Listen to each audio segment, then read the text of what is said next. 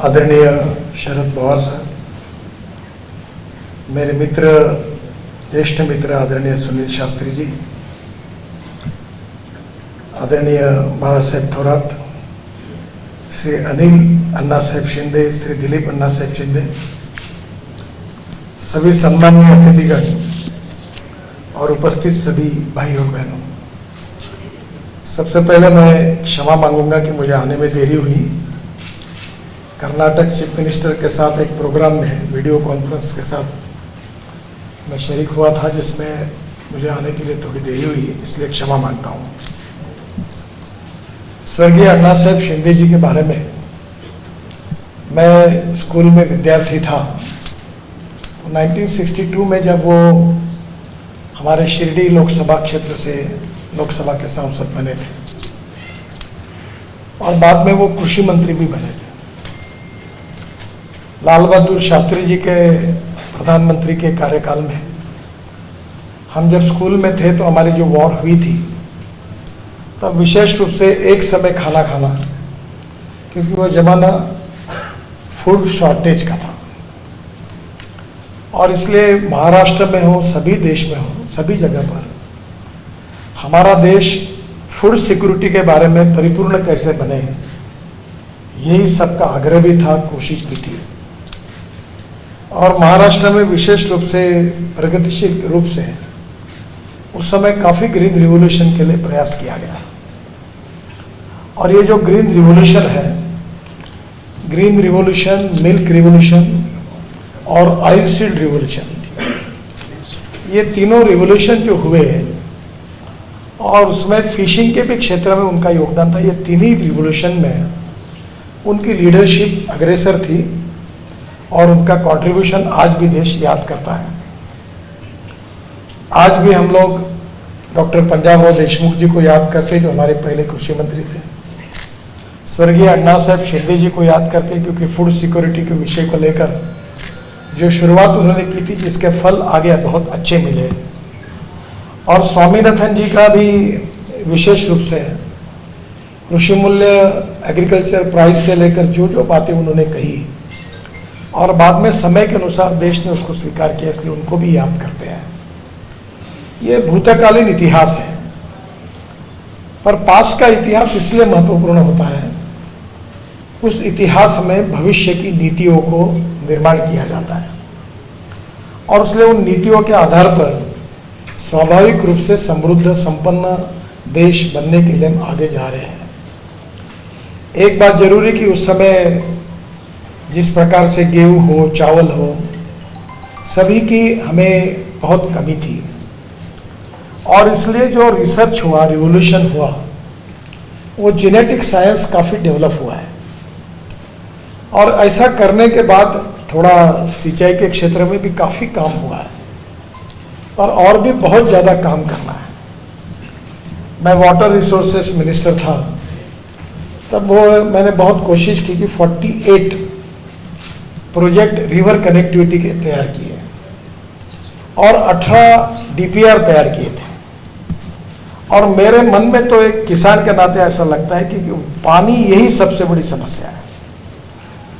जिस दिन हमारे देश की इरिगेशन की क्षमता 50% के ऊपर जाएगी, उस दिन मुझे नहीं लगता कि गांव छोड़कर कोई शहर की तरफ आएंगे, क्योंकि पानी के बिना समृद्धता और संपन्नता नहीं आ सकती।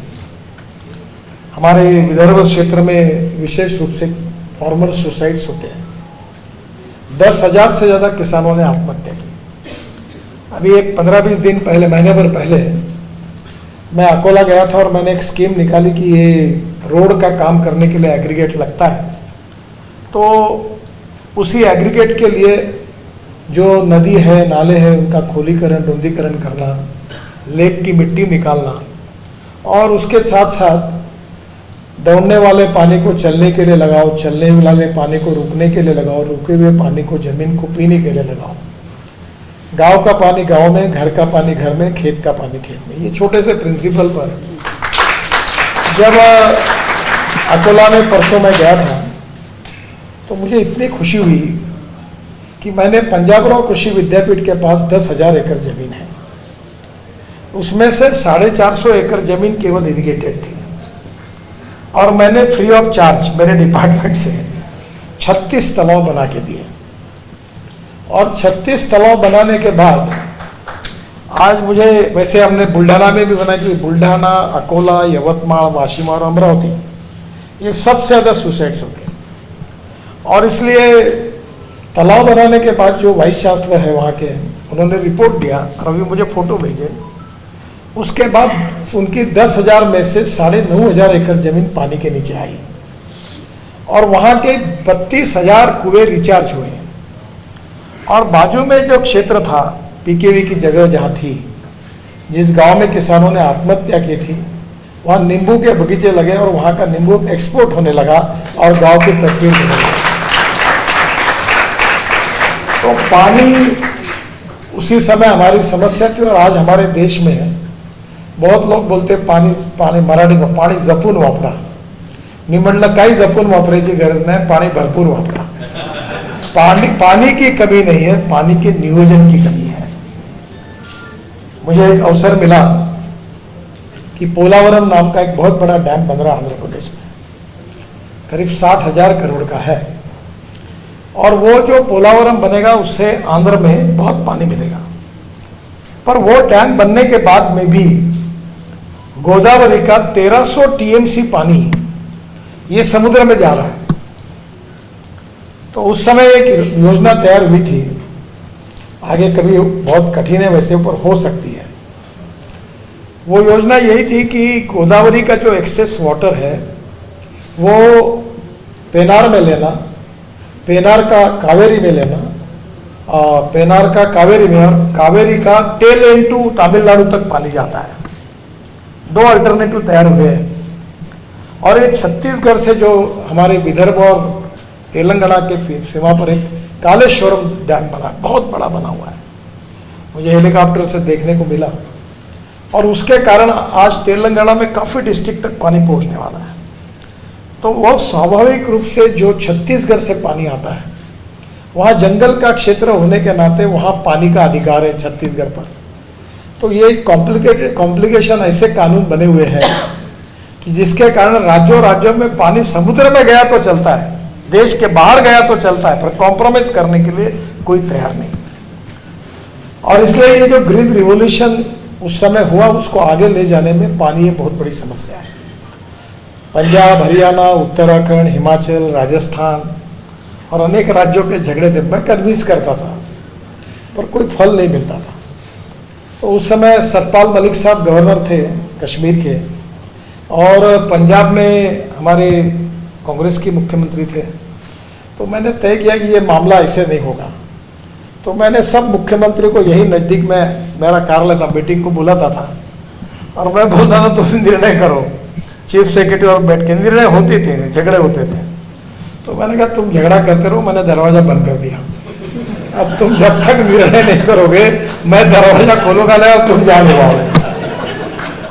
तो 1970 से करीब 28 झगड़े थे, 17 झगड़े का मैंने समाधान दिया। अभी भी मुझे आश्चर्य लगता है कि पंजाब हरियाणा में पानी के विषय पर कोई नेता बात भी नहीं करता, इतना सेंसिटिव इश्यू है। पर जब 47 के बाद देश को, हमें भारत और पाकिस्तान का बंटवारा हुआ, तो 3 नदी हमको मिली, 3 नदी उनको मिली। तो मेरे ध्यान में ला के दिया कि हमारे अधिकार का 3 नदियों का पानी पाकिस्तान जा रहा है। तो मैंने कहा ये पाकिस्तान जो अधिकार का है, जो हमारे करार में, वो हम लोग डाइवर्ट करें। और उस समय बादल साहब का क्षेत्र जो है, वहाँ इंदिरा कैनाल आता है, वो पूरा फूटा हुआ था। तो उसको 2200 करोड़ रुपए देके कंक्रीटीकरण किया, तो राजस्थान के 7 जिलों को पानी मिला। और जब ये निर्णय हुआ कि मैंने तय किया कि ये करो, तो पाकिस्तान में रिएक्शन आई कि मेरे पुतले फूके गए। तो मैंने उनको कहा कि ये तो लीगल है, जो एग्रीमेंट हुआ था उसी में लिखा हुआ है।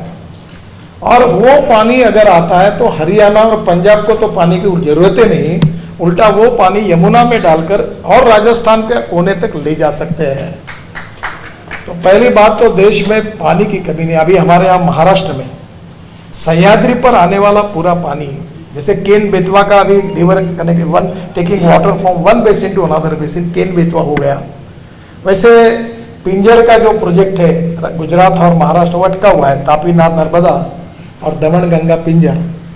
अगर वो एक डैम अगर सह्याद्री के ऊपर बनेगा, जो समुद्र का पानी जा रहा है वो अगर हम स्टोर करेंगे तो धीरे धीरे गोदावरी में छोड़ते जाएंगे तो नासिक, धुले, नंदुरबार, जलगांव और अहमदनगर और उसके बाद टोटल जायकवाड़ी 100% भर के मराठवाड़ा, यहाँ तक पानी की कोई समस्या नहीं रहेगी। पर अभी तक सफलता नहीं मिली कि गुजरात और महाराष्ट्र में कोई मार्ग निकल सका। तो पहली बात तो एक है कि ग्रीन रिवॉल्यूशन, इसका सबसे इंपॉर्टेंट संबंध पानी से है।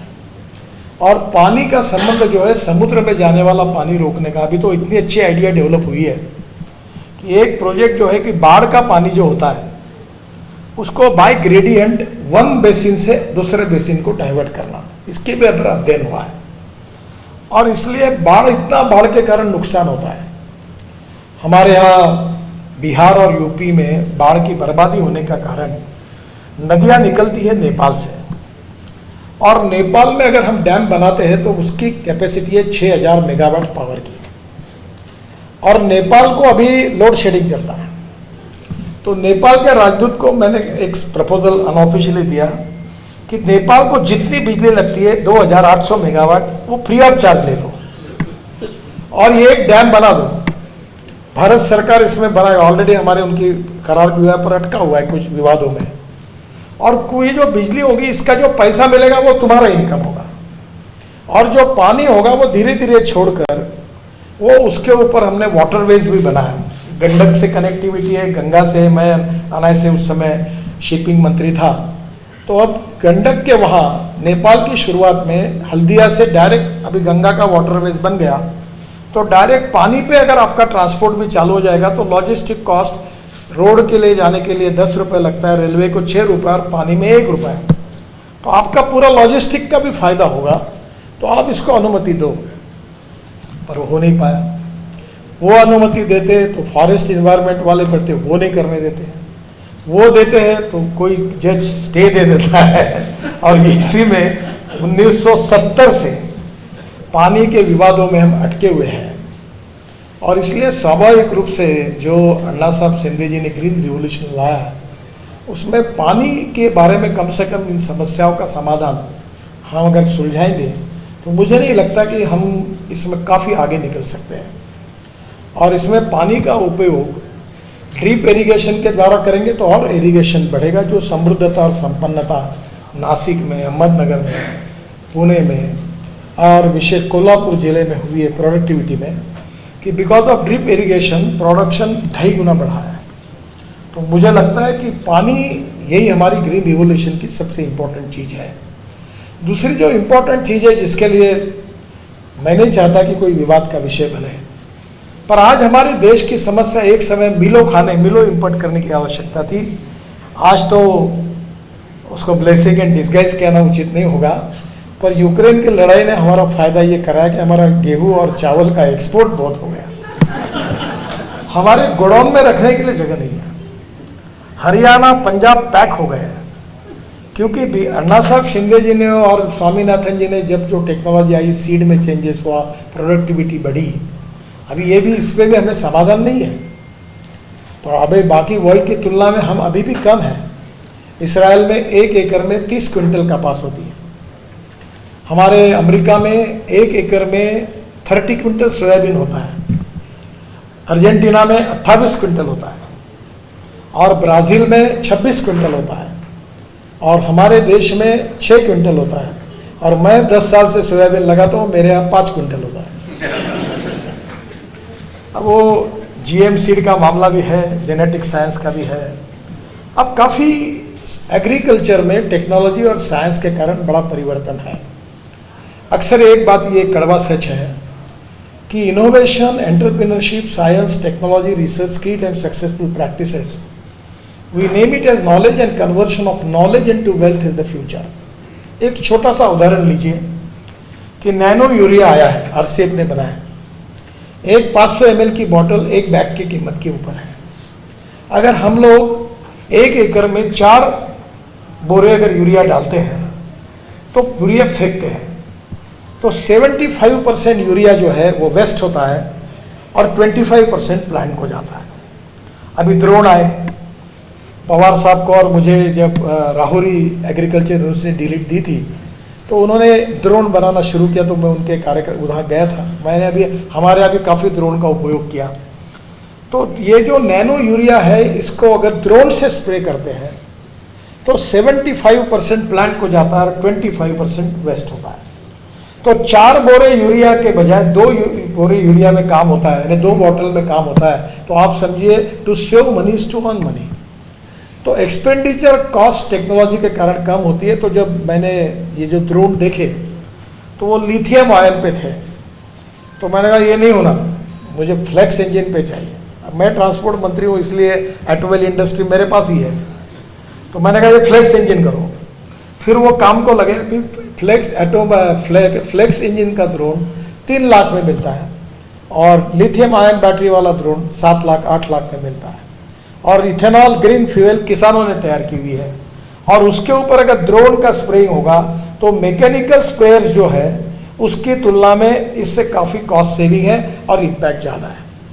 और इसलिए टेक्नोलॉजी एंड साइंस इसका इम्पोर्टेंस बहुत ज़्यादा है। मुझे बहुत खुशी है कि महाराष्ट्र में काफ़ी अच्छे अच्छे किसान प्रगति करते हैं। अभी नासिक के किसान ने स्पेन से 10 ऑरेंज के पेड़ लाए और रूट स्टॉक लगाकर वो उसका, हमारे यहाँ नागपुर में ऑरेंज इंस्टीट्यूट है, रिसर्च इंस्टीट्यूट है, और वो ऑरेंज के पेड़ तैयार करते हैं। उनकी क्षमता नहीं है कि वो दे नहीं पाते, वेटिंग लिस्ट लगती, लोग हमारे पास आते हैं।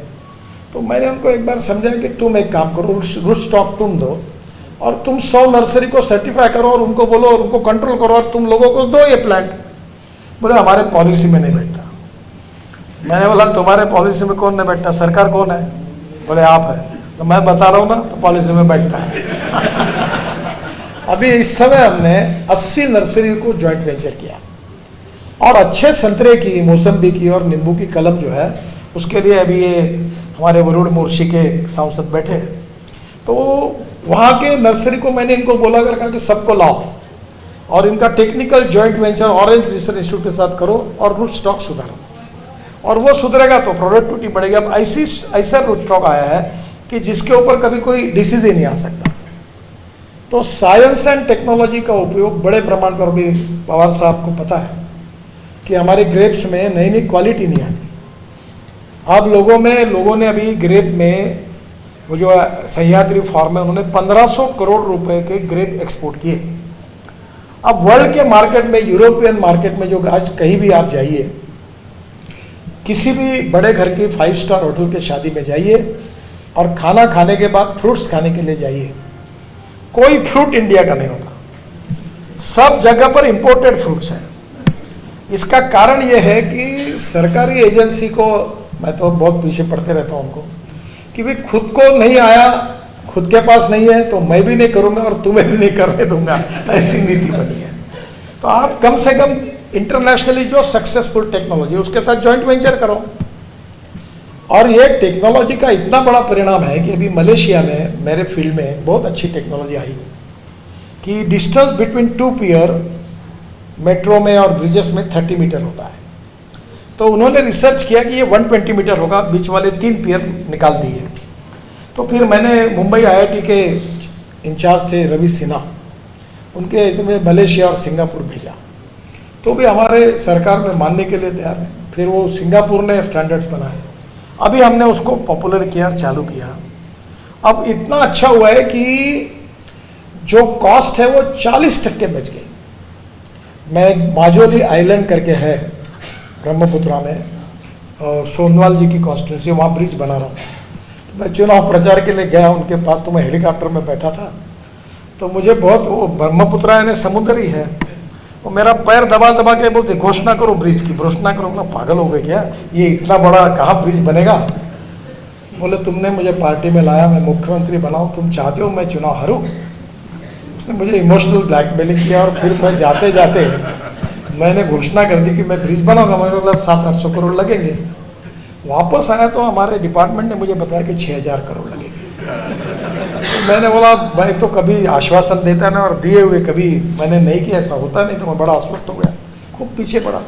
तो उतने में टेक्नोलॉजी आई और फिर मैंने कहा ये टेक्नोलॉजी में लाओ। आपको आश्चर्य होगा 6000 करोड़ का ब्रिज 680 करोड़ में हुआ और वो अभी ब्रिज कारपोरेशन कर रही है। तो एग्रीकल्चर में टेक्नोलॉजी बहुत आवश्यक है, उससे हमारा एग्रीकल्चर एक्सपोर्ट बढ़ेगा, वैल्यू एडिशन होगा। और इसमें से आज अन्ना साहब जब थे, लाल बहादुर शास्त्री जी थे, वो सही थे क्योंकि देश में फूड की सिक्योरिटी की हमें आवश्यकता थी। आज सरप्लस हमारा प्रॉब्लम है, corn surplus, wheat surplus, rice surplus, sugar surplus. मैं तो शुगर वालों को अक्सर बोलता हूँ, मुझे एक दिन अजीत दादा कह रहे थे कि मैंने ऐसा कहा कि तुम अगर इथेनॉल नहीं बनाओगे तो जैसे किसान आत्महत्या कर रहे हैं वैसे शुगर फैक्ट्री वाले आत्महत्या करेंगे। तो बोले आप लोग डर गए। मतलब ये बिल्कुल सही बात है क्योंकि मैं भी गलती कर चुका हूँ, मैं भी 3 चीनी मिलें चलाता हूँ और ये तो अच्छे जगह पर है, मैं विदर्भ में हूँ। तो मैंने एक बार कहा कि जो पिछले जन्म में पाप करता है वो 2 काम में करता है, एक तो शुगर का मिल डालता है, नहीं तो अखबार शुरू करता है। क्योंकि इतना कठिन शुगर का सब इकोनॉमिक्स था। अब इसलिए अन्नदाता तो अन्ना साहब ने, स्वामीनाथन जी ने हमें बना दिया, ग्रीन रिवॉल्यूशन हो गया। पर अब देश में 340 लाख टन शुगर का पिछले साल प्रोडक्शन हुआ और अभी पुराना स्टॉक था 80 लाख टन का और हमारे देश की रिक्वायरमेंट है 280 लाख टन। बड़े मुश्किल से ब्राजील में पेट्रोलियम प्रोडक्ट्स बनने के कारण, ड्रॉट के कारण हमारा नसीब खुल गया और इसलिए सब शुगर इंडस्ट्री वाले बाबा साहब थोड़ा फंस रहे। अगर ब्राजील में ड्रॉट नहीं पड़ता तो ये इस बार किसान इनके घर के खिलाफ आंदोलन करते, पैसे दो करके ये दे नहीं पाए। आज हमारी शुगर एक्सपोर्ट हो गई, स्टॉक थोड़ा कम हो गया और इसलिए कॉर्न सरप्लस, एमएसपी नहीं दे पा रहे हैं, राइस सरप्लस, व्हीट सरप्लस, केवल शॉर्टेज है एडिबल ऑयल सीड और उसमें हम 1.5 लाख करोड़ रुपए का एडिबल ऑयल इंपोर्ट कर रहे हैं। और ग्लोबल इसमें इकोनॉमी में अब कोई भी पार्टी की सरकार आए, अब एग्रीकल्चर प्रोड्यूस के भाव तय करना सरकार के हाथ में रहा नहीं है। अगर बांग्लादेश में कॉटन में ज़्यादा डिमांड बढ़ी तो कॉटन को मिल रहा है और वो खत्म हो गई तो कॉटन डाउन हो जाएगा। तो इसलिए ग्लोबल इकोनॉमी को ध्यान में लेकर क्रॉप पैटर्न को बदलना होगा और वैल्यू एडिशन करना होगा। और मैं जिस बात की वकालत करता हूँ, एक तो अधिक रूप से मैं ट्रांसपोर्ट मंत्री हूँ, तो मैं कहता हूँ कि इस देश का किसान अन्नदाता बन गया, अब ऊर्जादाता बनना चाहिए। और ऊर्जादाता बनने में इथेनॉल तो पहला है ही, और इथेनॉल अभी ऐसी चीज़ है, थोड़ा कोई भी out of box idea implement करने में सरकार में तो अड़चनें आती है। ये जो फ्लेक्स इंजन है ये कनाडा में, ब्राज़ील में और यूएसए में है। फ्लेक्स इंजन का मतलब यह है कि 100% पेट्रोल और 100% बायो इथेनॉल, और बायो इथेनॉल की कैलोरिक वैल्यू कम है और पेट्रोल की ज़्यादा है। तो पेट्रोल का एवरेज ज़्यादा है, इथेनॉल का कम है। पर अभी रशिया में कुछ साइंटिस्ट ने एक एक्सपेरिमेंट किया और वो एक्सपेरिमेंट ये किया कि उन्होंने कैलोरिक वैल्यू ऑफ इथेनॉल ये पेट्रोल के बराबर पहुँचाई। तो मैं ऐसी बहुत सी बातों में ऐसी पैशन के रूप में इंटरेस्ट लेता हूँ, तो मुझे पता चला, एक ने बताया इंटरनेट से, तो मैंने रशियन साइंटिस्ट को इंडिया में बुलाया। उन्होंने मुझे प्रेजेंटेशन दिया। देने के बाद मैंने पुरी साहब को, पेट्रोलियम मिनिस्टर, और मिस्टर वैद्य, चेयरमैन इंडियन ऑयल, और राम कुमार करके एक बहुत अच्छे साइंटिस्ट है इंडियन ऑयल रिसर्च लेबोरेटरी के, तीनों को घर बुलाया और रशियन साइंटिस्ट के प्रेजेंटेशन दिया। पूरा हुआ, चाय पानी हो गया, तो मैंने पूछा ये करना चाहिए। तो मुझे वैद्य साहब और राम कुमार जी ने धीरे से बड़े नम्र शब्दों में कहा, सर आइडिया इज़ एक्सेलेंट, पर ये कोई संभावना हमें नहीं लगता कि ये कोई संभव होगा।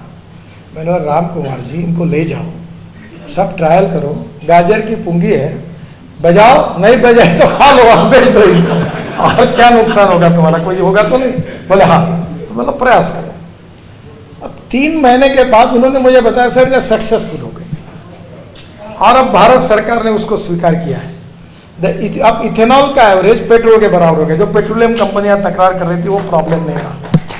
तो अब ये जो फ्लेक्स इंजन आ रहा है, जो ऑलरेडी बजाज ने अपने 2 व्हीलर बनाए, मैं पवार साहब को अनुरोध करूंगा कि मैं अगले महीने में टीवीएस की auto rickshaw 100% bio ethanol 2 wheeler को जरूर आप भी आइए।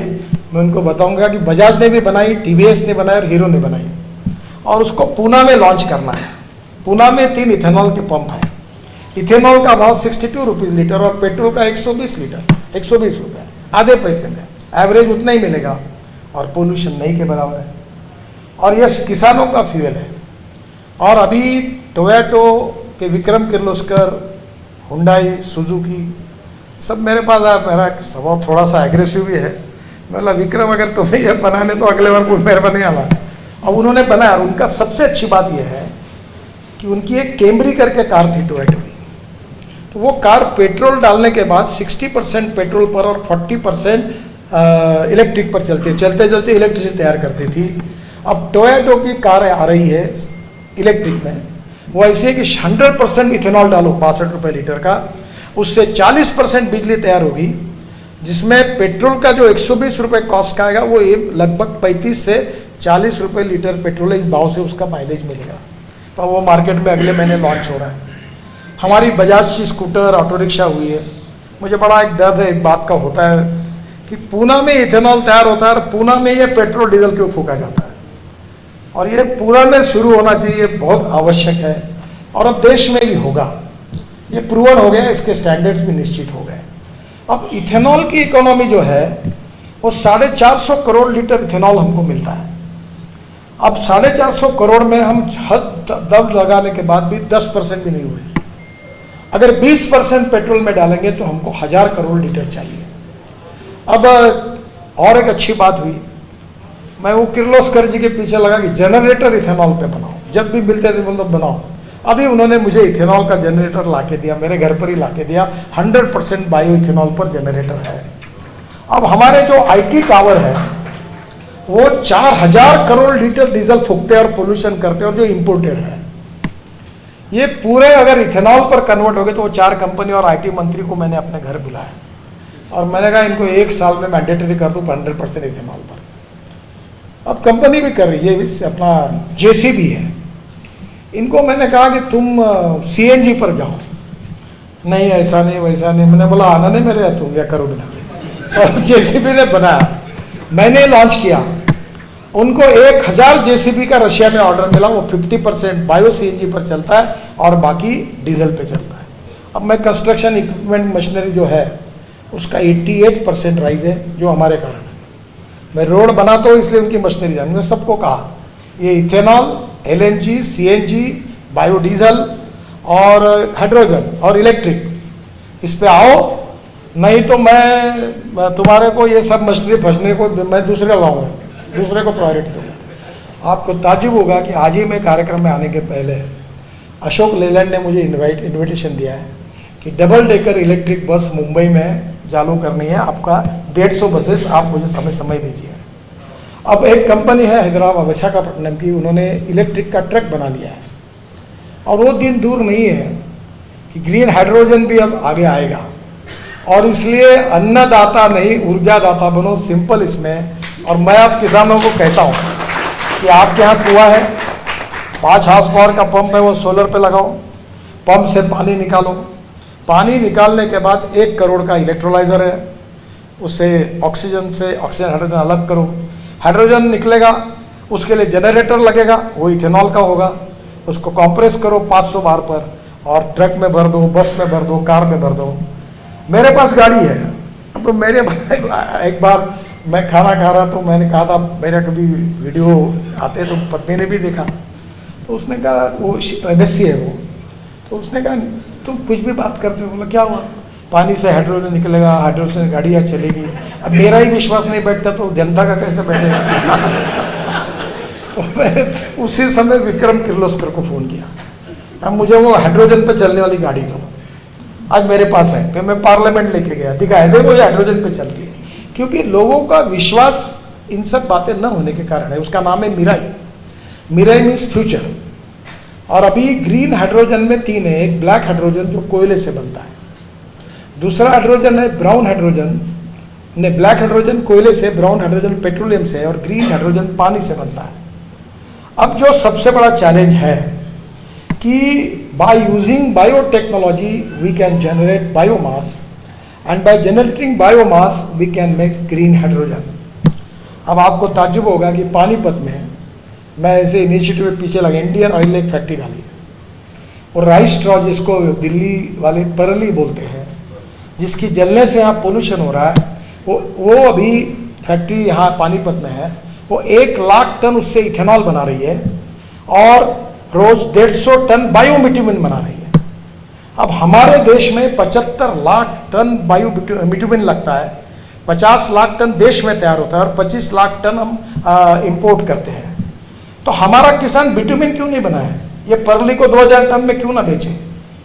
अभी नेपियर ग्रास वो बायोडाइजेस्टर में डालकर मिथेन तैयार करके उससे सीएनजी एलएनजी बना सकते हैं, उससे ग्रीन हाइड्रोजन बना सकते हैं। अभी बाम्बू से इथेनॉल आसाम में बन गया। जो कर्नाटक का भीमा बाम्बू है वो 2 साल के बाद 1 एकड़ में 200 टन आता है और 5,000 रुपये का भाव मिला तो हिसाब लो 10 लाख रुपए। तो क्यों गेहूं चावल लगाना? 5 क्विंटल सोयाबीन हुआ है, तो इकोनॉमिक्स कहाँ है?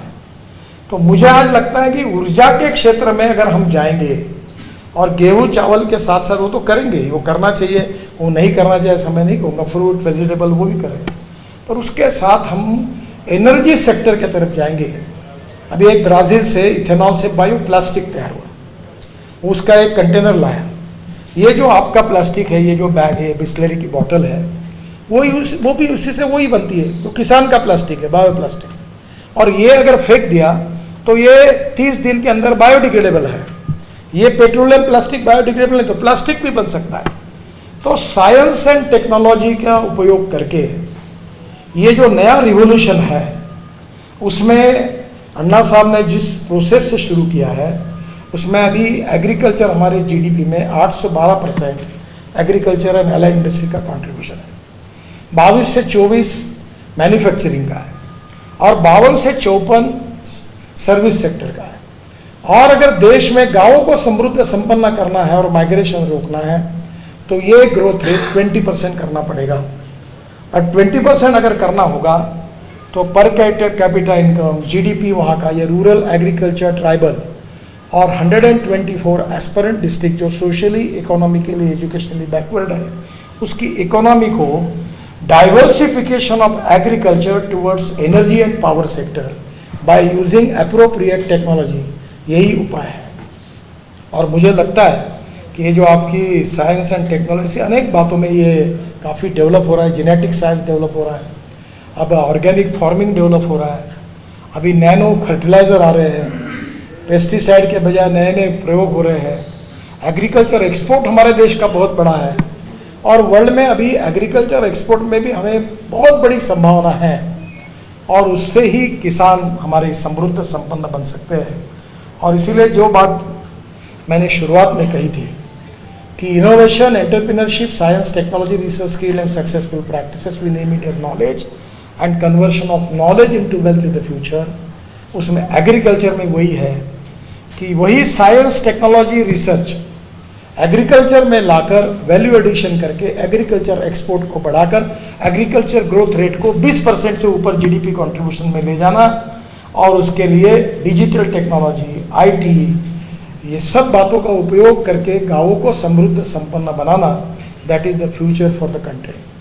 और सक्सेसफुल प्रैक्टिसेस और प्रयोगों से होगा। और मैं उन मानने वालों से हूँ कि एक दिन ऐसा आएगा कि लोग शहर से फिर गांव की तरफ जाएंगे। मैंने मैंने अपने खेती में अच्छा घर बना लिया और मैं अक्सर अभी गांव में जाकर रहता हूँ। वहाँ शुद्ध हवा भी है और वहाँ का बहुत अच्छा है। और वहाँ अगर पर कैपिटा इनकम बढ़ा, पेइंग कैपेसिटी बढ़ेगी तो कॉलेजेस आएंगे, स्कूल्स आएंगे, रिसर्च इंस्टीट्यूट्स आएंगे, रोड बनेंगे। प्रधानमंत्री ग्राम सड़क योजना जब शुरुआत हुई, मैं नया नया मंत्री था महाराष्ट्र में। एक बार वाजपेयी जी ने मुझे बुलाया, वो प्रधानमंत्री थे। मुझे कहा तुम ये गांव के रोड क्यों नहीं अच्छे बनते? मैंने बोला ये तो मुझे पता नहीं है, स्टेट का सब्जेक्ट है। तो तुम क्या मुंबई के रोड बनाओगे क्या, गांव के नहीं बनाओगे? बोला मैं तो महाराष्ट्र का मंत्री हूँ, मैं कहाँ से बना पाऊंगा। बोले ये काम करो, मेरे अध्यक्षता में उन्होंने कमेटी अपॉइंट की और कमेटी अपॉइंट करने के बाद मुझे कहा कि तुम काम करो। 3-4 महीने नाबार्ड के चेयरमैन थे, ये थे, मैंने बहुत अध्ययन करके वो कमेटी बनाकर रिपोर्ट मैंने दिया और उसका नाम प्रधानमंत्री ग्राम सड़क योजना रखा और रिपोर्ट वाजपेयी जी को दिया। फिर वो मीटिंग बुलाई वाजपेयी जी ने, तब शायद पवार साहब जानते होंगे, एक सक्सेना करके नीति आयोग में अधिकारी थे, बहुत ऊंचे थे वो, 6 फुट के, अभी भी है, कभी मिलते हैं मुझे, वो भी बराबर है, उनके ऊपर मुझे कोई टिकट नहीं। जैसे उन्होंने वाजपेयी जी ने कहा तो उन्होंने एकदम कहा no sir, very very sorry sir, this is the state subject, you cannot make any expenditure on the state subject. तो वाजपेयी जी देखने लगे, फिर मेरे सर आने गया, अटल जी इनकी बात तो सुन लो, पर तुमको फिर से प्रधानमंत्री बनना है तो इनकी सुनोगे तो आ नहीं पाओगे, मेरी बात मानो, तुम सार्वभौम राजा हो, निर्णय करो और बोलो प्रधानमंत्री ग्राम सड़क योजना मैं करूंगा। बोले ऐसा, तो बाकी लोगों ने भी सपोर्ट किया, अटल जी ने कहा और 15 दिन के बाद लाल किले पर डॉक्टर अब्दुल कलाम साहब ने प्रधानमंत्री ग्राम सड़क योजना जाहिर की और पहली बार देश के इतिहास में 6.5 लाख गांवों में से आज तक 4.5 लाख गांव मजबूत रोड से जोड़े गए हैं। हमारे कमेटी का रिपोर्ट था कि ये गांव जोड़े जाएंगे तो देश के जीडीपी में 1,10,000 करोड़ का कंट्रीब्यूशन होगा। ये उस समय की बात करो, मैं 2004 या 3 की। तो मुझे ऐसा लगता है कि water, power, transport and communication, आज बहुत अच्छी नोट है कैबिनेट की कि हमारे BSNL को अभी हमने ये कुछ मदद की और उन्होंने क्या किया कि 10-12 हज़ार गाँवों को कनेक्टिविटी दी और उन्होंने एक मॉडल तैयार किया कि गांव तक, जैसे पानी की पाइपलाइन मेन जाती गांव तक, बाकी गांव का डिस्ट्रीब्यूशन किसी को दिया, उसका एक BOT सोल्यूशन निकाला कि गांव का लड़का कोई बाद में सबको कनेक्टिविटी देगा और वो बड़ा वायरल हुआ। और आज मुझे बताया गया कैबिनेट में हमको कि जितना रिलायंस का है उतना उनका ये हो और इतने कनेक्टिविटी हो गई। अब मुझे लगता है कि connectivity, water, power, transport, water, communication और रोड, चारों हो जाएंगे तो इंडस्ट्री आएगी, कैपिटल इन्वेस्टमेंट आएगी, रोजगार आएगा, वैल्यू एडिशन होगा, एक्सपोर्ट बढ़ेगा by using appropriate technology and successful practices. और इसलिए मैं अन्ना साहब शिंदे जी के प्रति विनम्र श्रद्धांजलि भी देता हूँ और जो बेस कृषि को समृद्ध संपन्न करने का था, समय के अनुसार ध्यान, विज्ञान और तंत्र विज्ञान में जो परिवर्तन हुआ उसका उपयोग रूरल और एग्रीकल्चर इंडिया में होगा तो निश्चित रूप से हमारे उनका जो एक सपना था उस सपने का भारत निश्चित रूप से निर्माण होगा। बहुत बहुत धन्यवाद।